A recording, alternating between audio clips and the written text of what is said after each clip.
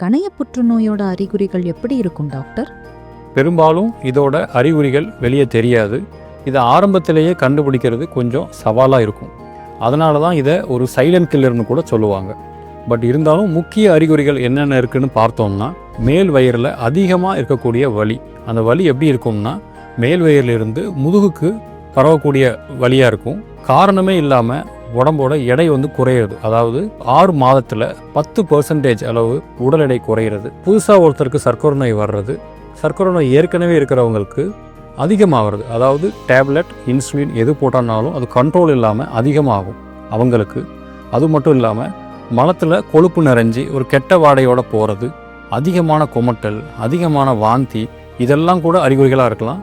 சில பேருக்கு வலி எதுவுமே இல்லாமல் ஒரு மஞ்சக்காமாலை மட்டும் கூட திடீர்னு வரலாம். இதெல்லாம் தான் இந்த கணைய புற்றுநோய்க்கு உண்டான அறிகுறிகள்.